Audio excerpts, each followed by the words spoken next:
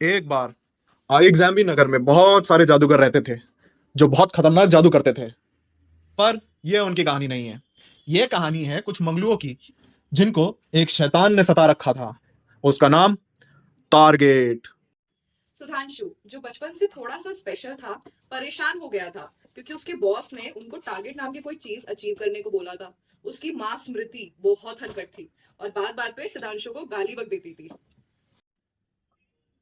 माँ माँ, मुझे कुछ दिखाई नहीं दे रहा माँ। ये लो, आज ये अंधा हो गया, क्या नहीं दिख रहा बे? माँ, बॉस ने कुछ ढूंढने को बोला था, वो नहीं दिख रहा मेरे को। क्या दिखाने को बोला था उस दल्ले ने? पता नहीं, कोई टारगेट जैसी चीज बोली थी। अबे अनपढ़, टारगेट कोई राह चलता कुत्ता है क्या जो कहीं भी दिख जाएगा? उसका मतलब था कि जो काम करने को बोला है वो पूरा कर, और तुझसे कुछ नहीं हो पाएगा क्योंकि तू पैदा ही चूक। चल बुढ़िया बहुत बोल रही है। वसीम और वासु दोनों ही बहुत शांत लड़के थे। इन दोनों को कोई जुदा नहीं कर सकता था।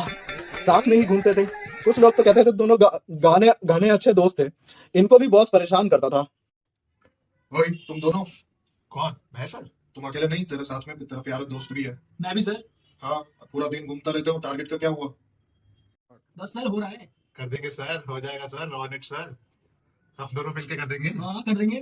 कैसे कैसे लोग रखा है मैंने टीम में। पूरा दिन घूमते रहते हो, लंच भी साथ में करते हो। हमें भी कभी, मुझे भी शामिल करो अपने महफिल में। ऐसे थोड़ी होता है सर। वासु बस वासु वासु। भागते भागते वासु और वसीम जंगल में पहुंच जाते हैं, जहां पे उनको अचानक आसमान में कुछ दिखाई देता है। सुधांशु, सलोनी, रीजन भी खेलते हुए जंगल के पास पहुंच जाते हैं और अपनी टारगेट की परेशानी डिस्कस कर रहे होते हैं। टारगेट टारगेट करता रहता है बुढ़ा, मन करता है बाल पकड़ के नोच दूं उसके। मेरे को तो समझ में ही नहीं आ रहा है क्या टारगेट क्या है, जिसको मैं देख ना सकूं उसको अचीव कैसे करूं। काश ऐसा होता हम लोगों के पास एक जादू का पावर होता, जैसे जादूगर के पास होता है ना, एक जादू होता है, वो आप जादू से जाके एकदम से टारगेट अचीव कर सकते थे। वही तो। अरे वो देखो दोस्तों, आसमान में किसी ने अपने खाने की थाली छोड़ रखी है। अरे चू, वो प्लेट नहीं, वो तो यूएफओ है। अच्छा, हाँ। वो क्या होता है? चलो पीछा करते हैं उसका। हाँ चलो चलो चलो चलो। चलो चलो। वासु और वसीम भी यूएफओ देखते हैं और उनको कुछ गिरता हुआ दिखता है। दोनों डरते हुए उसकी तरफ जाते हैं और उनको मिलती है एक पेंसिल। वसीम वसीम, ये क्या है? इतना मोटा खुरदुरा है क्या ये वसीम? अबे ये पेंसिल है, गलत मत समझ। ये बहुत महंगी लग रही है, ये यूएफओ से गिरी है। अच्छा, दोनों हैरान होकर पेंसिल देखते हैं। वासु पेंसिल को मुंह में डाल लेता है कि तभी एक आवाज आती है। अबे ये क्या कर रही हो? क्योंकि ये कौन बोला? मैं हूँ एक परी और ये पेंसिल मेरी है जो तुम मुंह में डाल के बैठे हो। बाहर निकालो। खाने के लिए नहीं है ये एक जादुई पेंसिल है। जो बनाओगे सच हो जाएगा। सच्ची? जो बनाएंगे वो सच हो जाएगा? हाँ हाँ, सब सच होगा। इसलिए जो भी बनाना सोच समझ के बनाना। चलो, मेरा कनेक्शन वीक हो रहा है। तो वासु अपना टैब निकालता है और कुछ ड्रॉ करने लगता है। वसीम देखता है वासु ने एक छोटा सा झोपड़ा बनाया था, वो अब सच हो गया। दोनों उसके अंदर घुस गए। सुधांशु और उसके दोस्त जंगल में यूएफओ का पीछा करते हैं। तभी यूएफओ गायब हो जाता है। वो लोग ढूंढते हैं बट कुछ दिखता नहीं है। तभी अचानक से एक नीले रंग का जानवर उनको दिखता है। वो ये कैसा अजीब सा नीला रंग का हाथी है बे? तुम कौन हो? वो लगते तो हो, मगर ये क्या गुब्बारे जैसे दिखते हो? तुम कौन हो? मैं हूँ सुधांशु, मगर सब प्यार से कहते हैं चू चू चू चू। तुम यहाँ पे क्या कर रहे हो? पिकनिक मनाने आया, पर यहाँ पे फंस गया अकेला। कोई दोस्त नहीं है। वो ओहो, मैं बन जाता हूँ तुम्हारा दोस्त। तुम दिल से साफ लगते हो, पर दिमाग से चू हो। हम दोस्ती कर सकते हैं। वो दोनों बात करते हैं और दोनों एक दूसरे को अपनी अपनी प्रॉब्लम बताते हैं।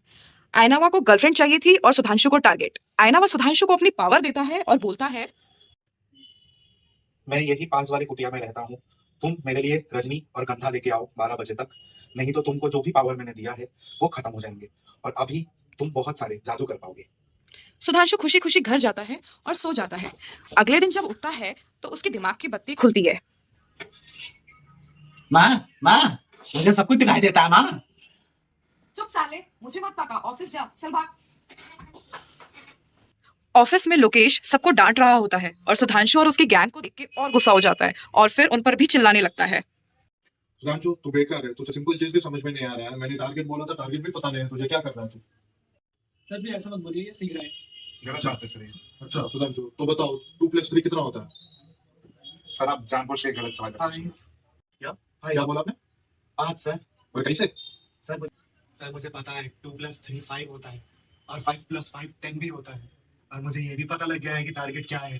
टारगेट एक बिना सर पैर का नंबर है जो आपने बना के रखा हुआ है और हम मासूमों को दे दिया कि अचीव करो, जो कि आप जानते हो कि कभी हम अचीव कर ही नहीं सकते और हमको गंदी गंदी किताबों के घटिया कोड सुनाते रहते हो ताकि हम उसको अचीव करने के लिए निकलते रहे बस। सर भूलिए मत, हम भी इंसान के ही बच्चे हैं और ये अंडा मुर्गा बन चुका है। तब सुधांशु से पूछते हैं ये कैसे हुआ, तो सुधांशु उन्हें बूबू और उसकी डिमांड के बारे में बताता है। फिर वासु भी सुधांशु को मैजिक पेंसिल के बारे में सब बताता है।